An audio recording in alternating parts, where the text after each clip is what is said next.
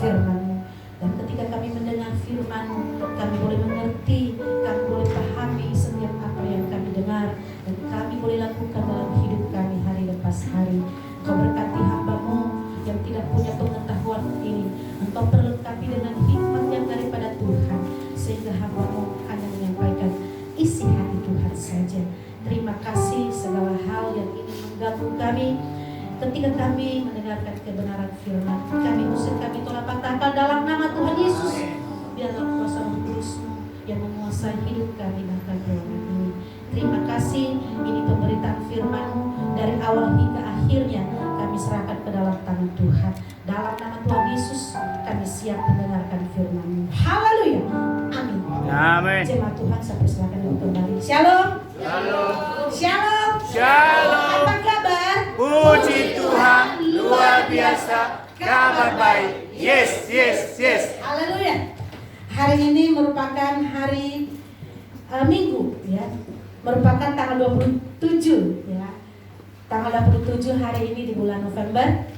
Kita sudah detik-detik di penghujung tahun 2020 ini.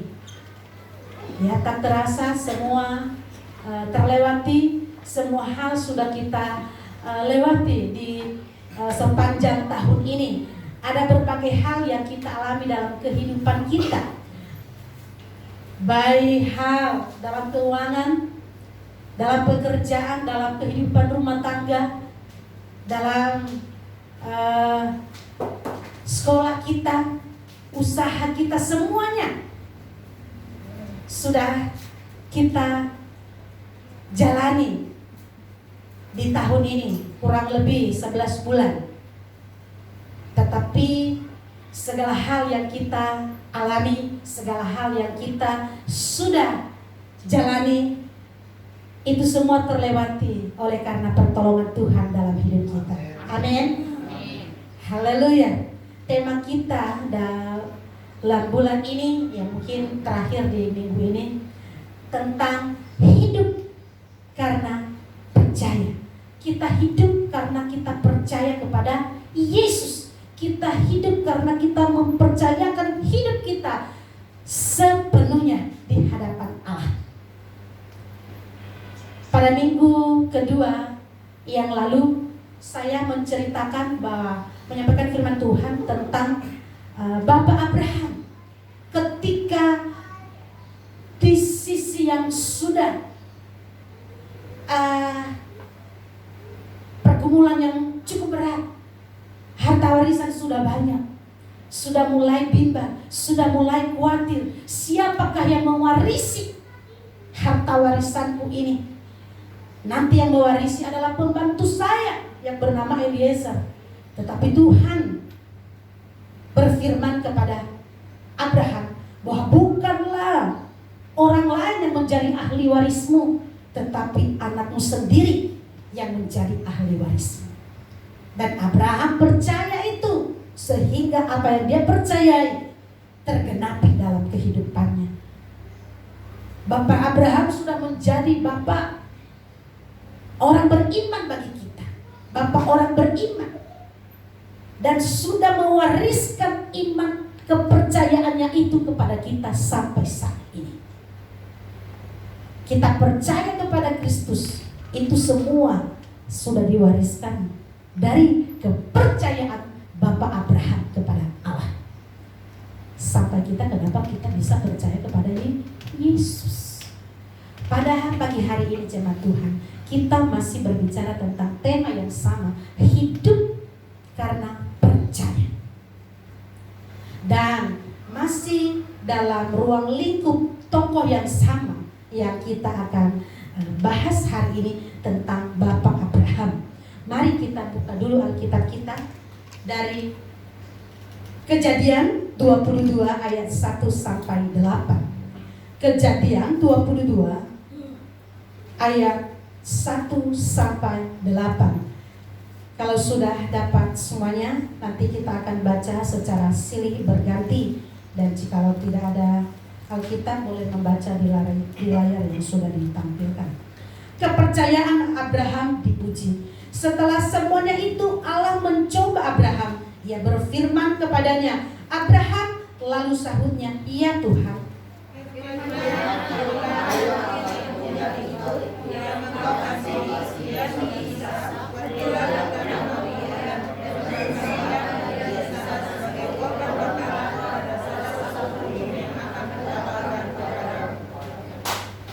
Keesokan harinya, pagi-pagi bangunlah Abraham. Ia memasang pelana keledainya dan memanggil 2 orang bujangnya beserta Ishak anaknya. Ia membelah juga kayu untuk korban bakaran itu. Lalu berangkatlah ia dan pergi ke tempat yang dikatakan Allah kepadanya.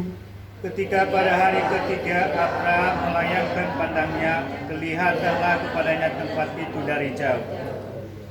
Kata Abraham kepada kedua bujangnya itu, tinggallah kamu di sini dengan keledai ini. Aku beserta anak ini akan pergi ke sana. Kami akan sembahyang, sesudah itu kami kembali kepadamu.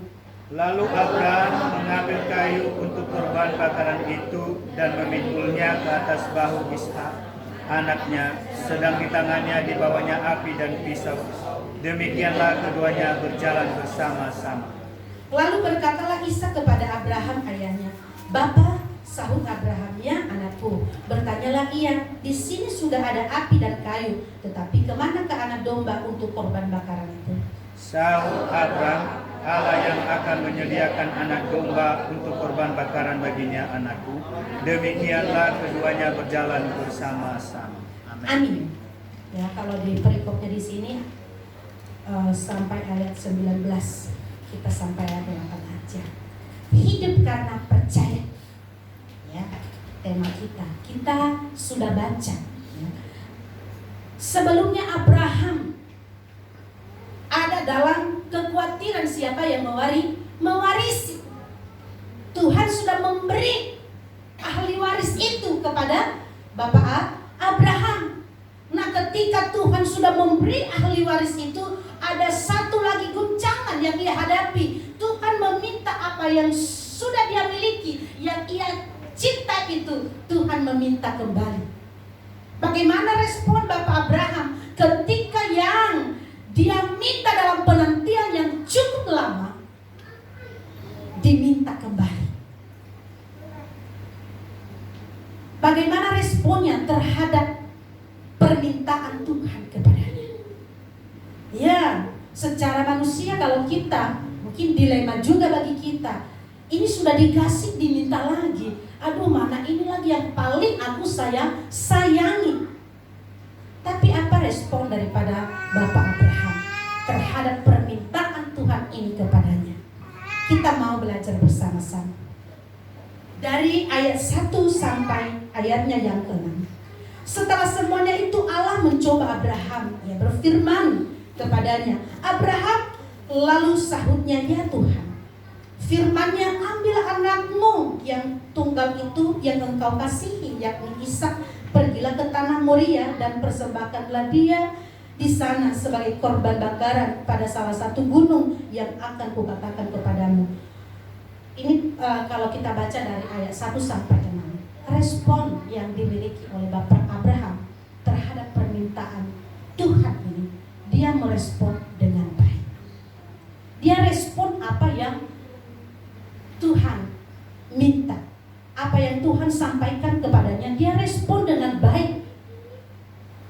Ketika dia respon, dia memberi pendengarannya dengan baik. Dia dengar baik-baik, apa sih permintaan Tuhan ini bagiku. Dia mendengar baik apa yang Tuhan sampaikan. Tuhan meminta anak yang dia kasih untuk dipersembahkan kembali kepada Allah. Ketika dia merespon dengan baik, memberi pendengaran yang baik, maka apa yang dia dengar itu dia lakukan tanpa ada satu penolakan di dalamnya. Ini menandakan bahwa adanya satu ketertundukan Abraham kepada permintaan Tuhan dalam hidupnya. Walaupun itu rasanya sulit untuk dilakukan, tetapi karena dia respon dengan baik, mendengar dengan baik, dan dia lakukan tanpa satu perlawanan di dalamnya, tanpa ada satu perbantahan di dalamnya. Makanya pagi-pagi benar mereka berjalan. Ketika dia sudah lihat dari jauh, dia berkata kepada para pembantunya, kalian sampai di sini saja. Kami akan mengadakan sembahyang di sana. Ketika nantinya sudah selesai, kami akan pulang dengan kalian. Kami akan bertemu lagi dengan kalian. Ini salah satu bentuk ketertundukan yang dimiliki oleh Bapak Abraham. Ketika dia respon dengan baik, dia dengar baik-baik apa yang diminta Tuhan, dia lakukan.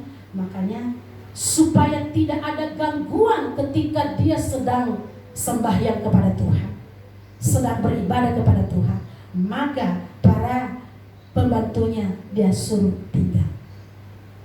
Jangan sampai di sini saja.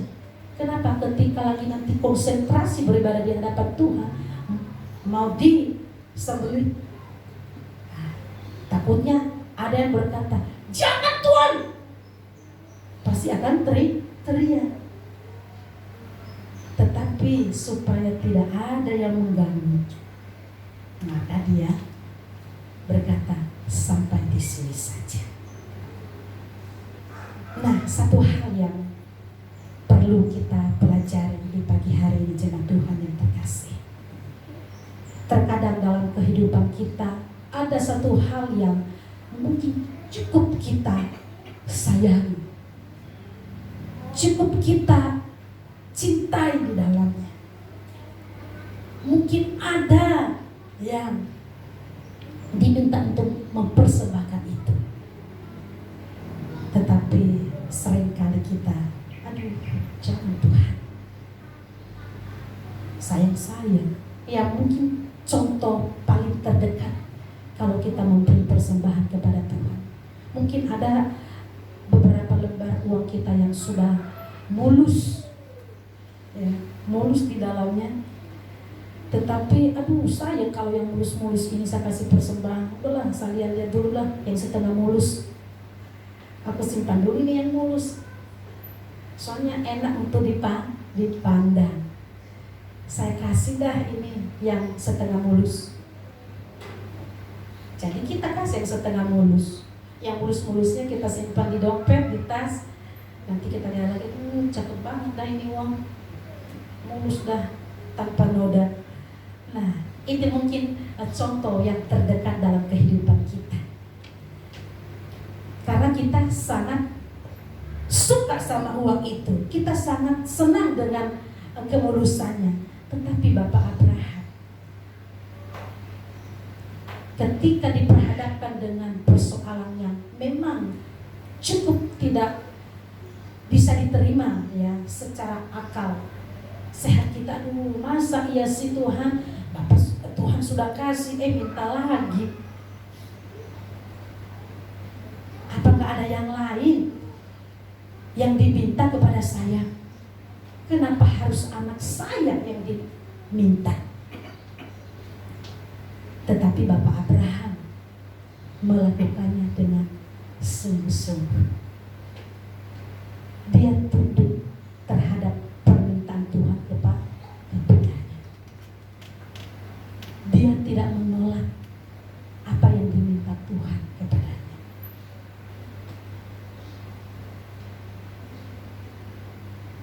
Dia berikan apa yang Tuhan minta, dia lakukan. Mereka berjalan dan berjalan, sampailah mereka ke tempat yang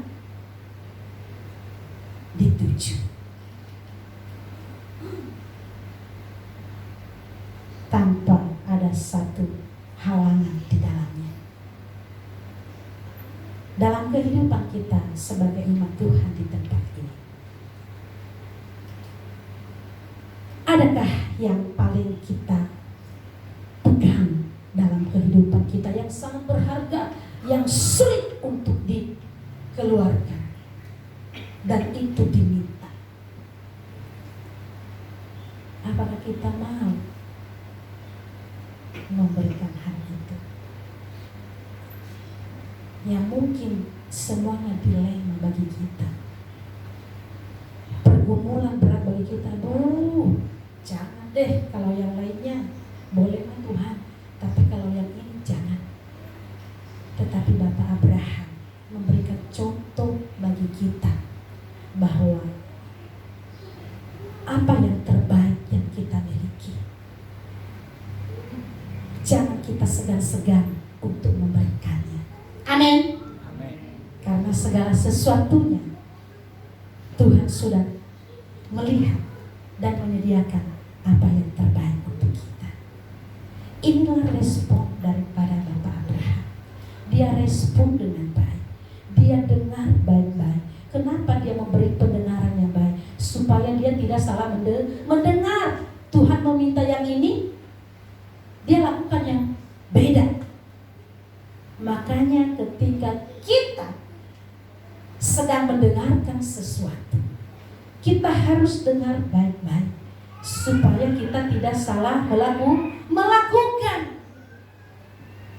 Karena terkadang ketika kita tidak mendengar dengan baik, ketika kita berjalan akhirnya salah melakukan. Satu yang disuruh, satu yang dilakukan. Bapak Abraham ini, dia dengar dengan baik dan dia lakukan dengan baik juga. Kenapa? Tidak salah di dalamnya, karena dia sudah memberikan pendengaran yang baik terhadap apa yang Tuhan firmankan kepadanya, yang Tuhan sampaikan kepadanya. Mari jemaat Tuhan yang terkasih, mari kita memberi pendengaran yang baik di setiap apa yang kita dengar, supaya tidak terjadi kesalahpahaman dan tidak salah untuk melakukannya. Amin. Kalau kita salah mendengar, pasti kita akan salah melakukan. Yang tadinya ambil dulu tuh gelas satu, datanya baskom, kok ini yang ada? Perasaan tadi saya nggak minta itu. Iya, ini Bapak Abraham ketika jadi minta, jadi dia tidak salah membawa. Dia nggak bawa anak dombanya yang banyak. Dia tidak bawa emasnya. Dia tidak salah bawa, tetapi dia bawa anaknya. Karena itu yang diminta tuh Tuhan. Coba kalau dia tidak mendengar, enggak deh Tuhan, ngomong deh di situ. Iya, aku dengar di sini. Tahu-taunya dia bawa yang apa? Dia bawa kuda. Sampai di sana kok kuda yang ada gitu ya.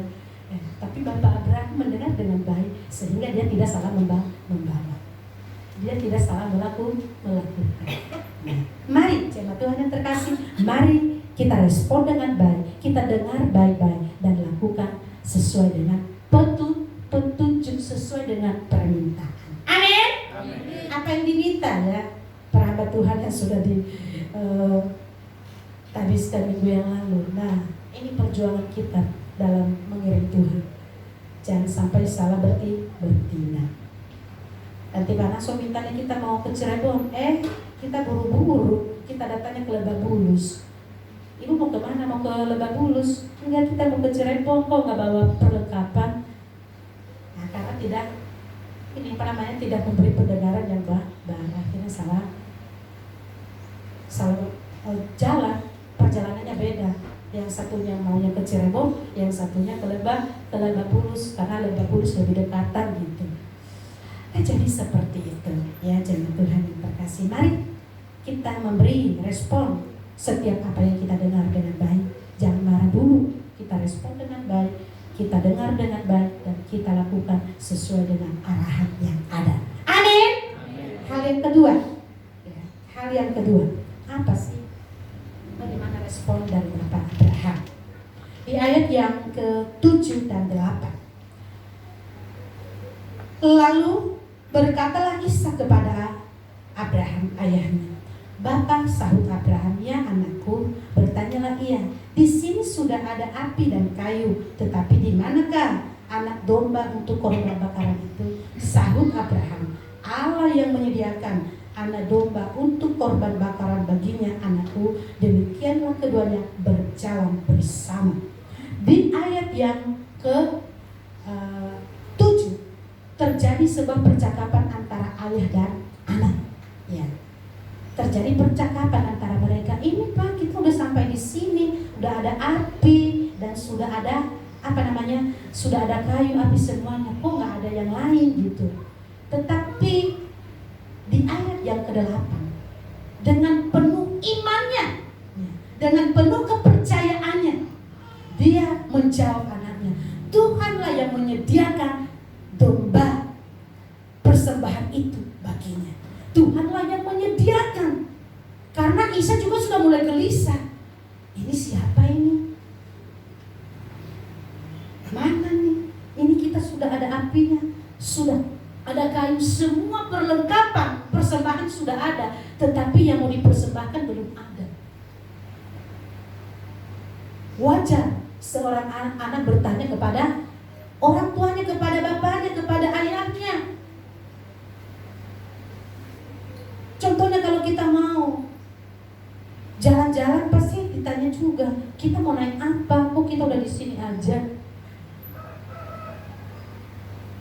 Dia tanya kepada bapaknya, tetapi dengan penuh kepercayaan Abraham menjawab,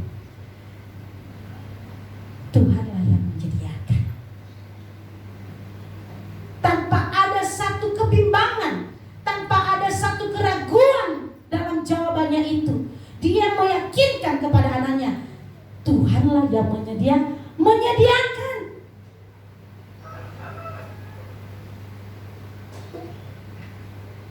Dia tidak menjawab dengan gelisah, aduh nggak tahu ya nak, mana ya korban persembahannya. Tetapi dengan penuh keyakinan dia menjawab anaknya, Tuhanlah yang menyediakan.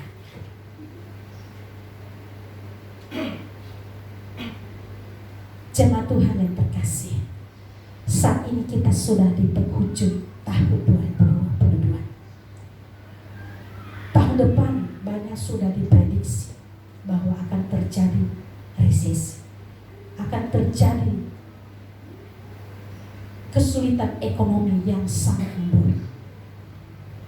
Tetapi kita sebagai umat percaya, mari kita berkata,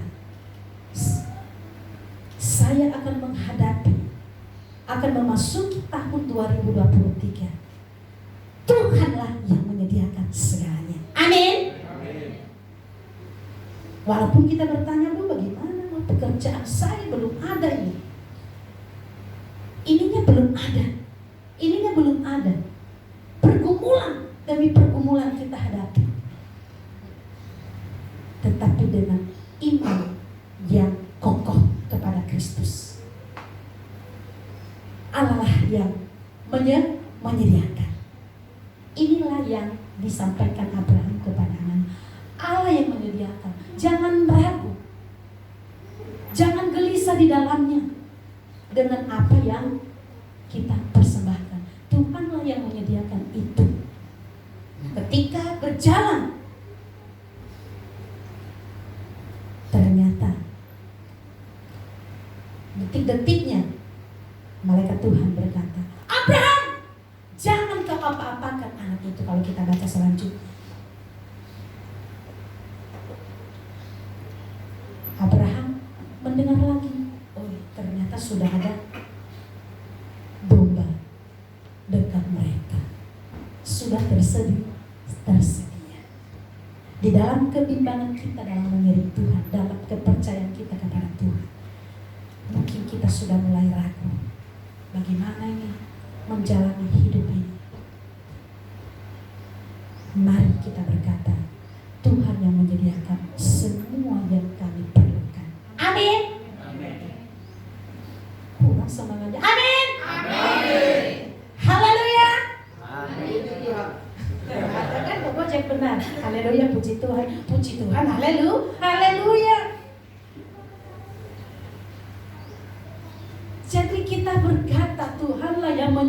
menyediakan. Iman kita akan teruji di Natal kita ini.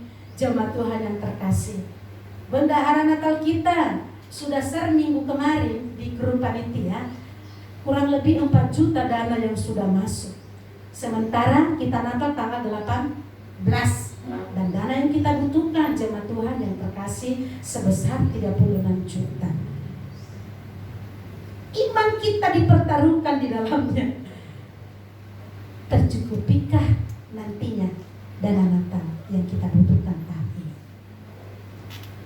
Tentunya butuh doa yang ekstra. Nah, tuh ketua doa kita Bapak Agus Susanto sudah merancang mulai Desember doa puasa terus supaya dana Natal kita tercukupi. Tetapi jangan hanya Kobojo yang doa puasa, ya kasihan Kobojo, ntar kurus lagi Kobojo. Kenapa kurus kok? Gitu. Iya, doa puasa terus supaya dana Natal kami ini sudah menjadi tanggung jawab saya. Tidak, sama-sama kita bertanggung jawab di dalamnya. Amin. Amin. Nanti kalau sudah bawa amplop janji imannya, ini sudah diisi lembaran-lembaran yang bagus di dalamnya, yang biru merah di dalamnya, langsung sama saudari Pepe Marvelia Jessica diserahkan. Nanti kalau mau titip saya nggak apa-apa, nanti saya setor kepada Cici Pepe, ya. Setelah ibadah ini boleh ya menghubungi Cici Pepe, ya Pe. Nanti di depan aja nunggu. Gimana amplopnya Bu? Sudah ada biru merah. Ya, ini dipertaruhkan ya kepercayaan kita seutuhnya di hadapan Tuhan. Mari kita dengar baik-baik petunjuk ya di setiap apa yang kita dengar. Mari kita lakukan ya. Sudah rapat panitia Natal ya, mungkin nggak tahu minggu depan rapat terakhir atau bagaimana ya. Kita tunggu informasi dari ketua panitia Natal kita. Mari kita harus semangat karena tinggal 3 minggu, enggak sih? 2 minggu lagi. Karena ini minggu depan sudah minggu pertama perjamuan kudus hari Minggu. Apalagi ibadah kita hanya 1 kali selama bulan Desember dan sampai 1 Januari 2023. Ya, mulai minggu depan ibadah kita jemaat Tuhan yang ada di sini bahkan yang online, kita ibadah hanya 1 kali selama bulan Desember 2022 dan 1 Januari 2023. Hanya 1 kali jam 7 pagi. Karena setelah itu sekolah minggu. Tanggal 11 anak muda mau Natal ya, mereka duluan. Mari kita dukung supaya Natal semua berjalan dengan baik. 32 juta lagi. Deg-degan kan? Aduh, ada nggak ya 4 juta kalau kita kali-kali nih konsumsi dulu, kayaknya belum tercukupi untuk konsumsi, belum biaya ini, biaya itu. Ya, mari jemaat Tuhan yang terkasih, sama-sama kita bekerja sama di dalamnya. Kita dukung supaya Natal kita tahun ini boleh berjalan dengan baik, sukses semuanya. Amin. Amin. Kurang semangat ya. Amin. Haleluya. Jadi kita respon dengan baik. Kalau sehari ini kita sudah mendengar, oh iya ya, dana Natal kami baru 4 juta, 32 juta lagi, Tuhan sesegera mungkinlah hubungi bendahara Natal kita. Sesegera mungkin dalam minggu ini, detik-detik. Ya, karena tidak lama lagi, tinggal 2 minggu lagi kita mau Natal.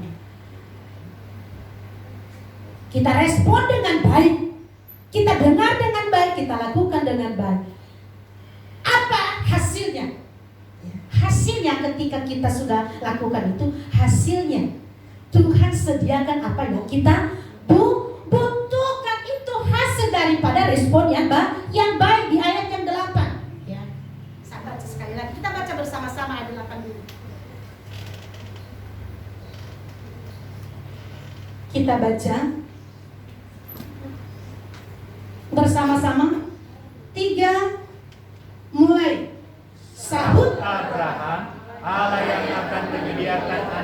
domba untuk korban bakaran baginya, anakku. Demikianlah keduanya berjalan bersama-sama. Amin. Mereka berjalan bersama-sama. Tuhanlah yang menyediakan. Ya mungkin kita berpikir, aduh, nanggung nih uang yang mulus. Saya cari dulu ya yang setengah mulus, jangan kasih aja, nanti juga ada yang baru. Apalagi sekarang bentuk uangnya sekarang makin mungil, ya, makin mungil. Jadi uang yang mulus-mulus yang sudah dikeluarkan tahun-tahun sebelumnya kasih aja, nggak apa-apa. Nanti yang mungil-mungil masuk terus karena bentuk uang sekarang mungil-mungil. Ya, jadi hampir sama semua, lebarnya, panjangnya, ya. Jadi kalau dikasih dompet tidak terlipat lagi. Kalau kemarin kan masih terlipat, sekarang udah enggak. Ya, jadi jemaat Tuhan yang terkasih, firman Tuhan kepada kita pada pagi hari ini bahwa hidup karena percaya.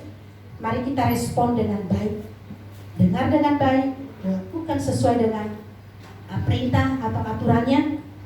Tunduklah di sebuah permintaan, ya, seperti Bapak Abraham tunduk kepada Allah, dan kita akan menerima hasilnya.